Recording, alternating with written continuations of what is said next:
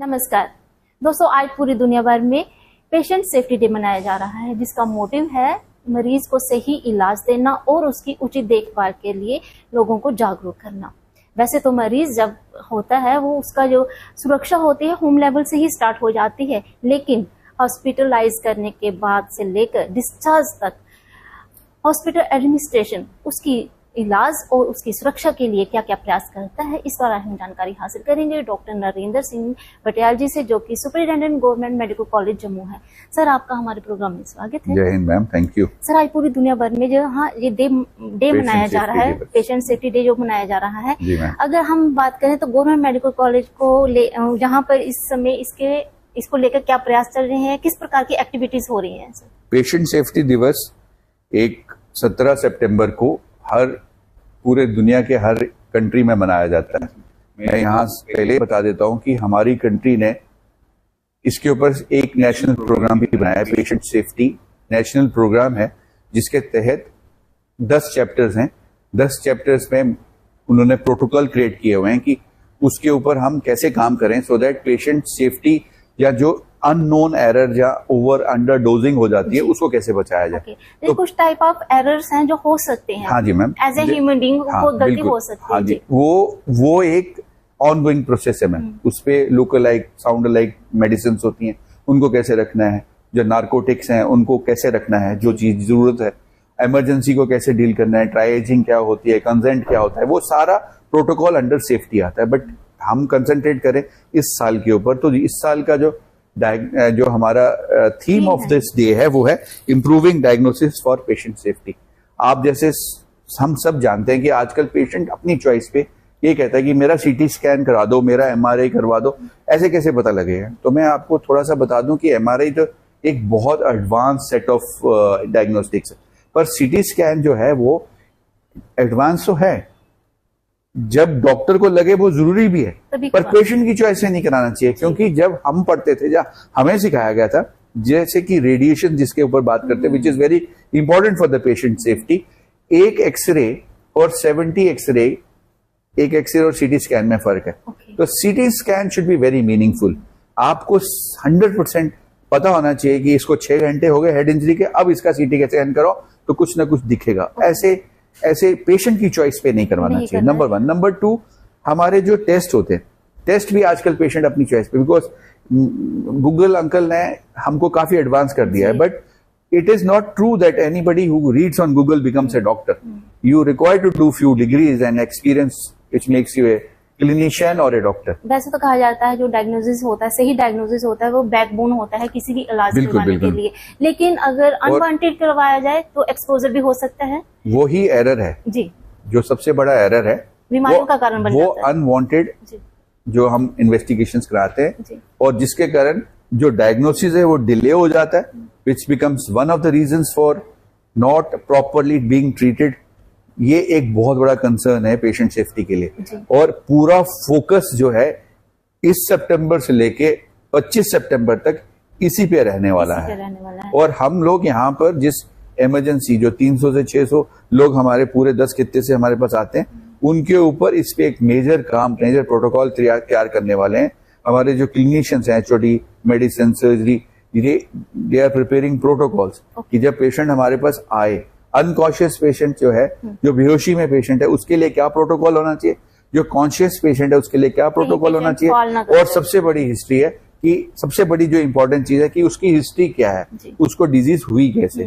Ma'am, आज हम contagious world में हैं, अभी हम कोविड से बाहर निकले, अभी डेंगू का सीजन चल रहा है। ये सारी चीजें जो है वायरल डिजीजेज है। वायरस एक ऐसी चीज है जो बता के नहीं आता, बट जब वो प्रेजेंट करता है तो फिर उसका प्रोटोकॉल बनता है। तो इन चीजों के लिए भी हम प्रिपेयर्ड हैं, जिसके लिए हम लोग कहते हैं कि अगर पब्लिक प्लेस में जाओ तो मास्क पहनो, हैंड सैनिटाइजर, हैंड वॉश करो, प्रॉपर डिस्टेंस मेंटेन करो। तो ये पेशेंट सेफ्टी, क्योंकि पेशेंट तो वही बनता है जो ये गार्ड्स डाउन करता है, जहाँ कोई ऐसी चीज खा लेता है, पी लेता है, जहाँ उसको वायरस या बैक्टीरिया लग जाता है। अदरवाइज तो हम सब इंसान है।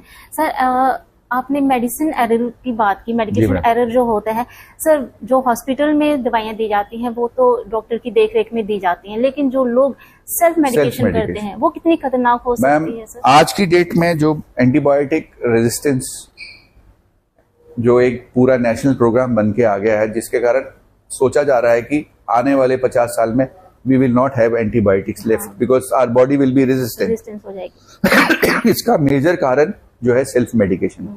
सेल्फ मेडिकेशन क्या है? 2 किस्म की है। एक तो आप काउंटर से खुद सेल कर लेते हो गूगल की मदद से, दूसरा एक प्रिस्क्रिप्शन कभी आप रख लेते हो जो आपको कभी सूट कर गई और फिर वो जब तक आपकी शूटिंग उसके साथ रहती है तो आप लेते रहते हो। और तीसरा एरर भी है मैडम, मैं बता दूं, कभी कभार इन्फ्लुएंस भी होता है कि कोई दवाई लिखनी है तो लिख देते हैं लोग, बट अदरवाइज जो बेसिक है पर्पस वो गार्डेड यूज ऑफ मेडिसिन ही होनी चाहिए। It is not a good friend but it is a very bad enemy. This should be remembered. Sir, being a human गलती हो सकती है, गलती किसी से भी हो सकती है। आपके यहाँ पे नर्सेस डॉक्टर्स के अगर कहीं कोई गलत इंजेक्शन लग जाता है, कोई एक्सपायरी डेट का ग्लूकोज अगर लग जाता है तो कार्रवाई के डर से उसे छुपाया ना जाए, बता दिया जाए ताकि उस पर काम किया जा सके। There is a event reporting format which is there in the emergency. जो एरर्स होते हैं ना ma'am, errors are basically a learnings for us. कैसे हुआ, क्यों हुआ, उसका ऑडिट कहते हैं हम। Audit is a regular part. Madam मैं आपको ये भी बताता चलता हूं कि अगर हमारे यहाँ कोई डेथ हो जाती है ना, चाहे वो किसी भी तरीके से होती, हम उसको ऑडिट करते हैं, which becomes a learning from the next case for us. इसके अलावा एक मेडिकल ऑडिट होता है which is only for our capacity building. हम रैंडमली कोई फाइल उठा लेते हैं और पूरी एक पैनल ऑफ डॉक्टर्स बैठ के डिस्कस करते हैं कि इस फाइल में कौन सी कमियां रहेगी, so that we make our younger doctors to understand कि ये जो हमारा process of dealing with the human body है, it should be error free.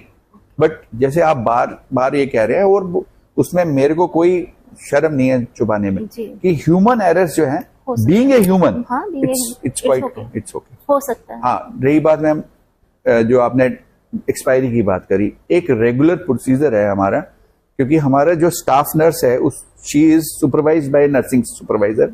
Nursing supervisor is supervised by मेट्रॉन।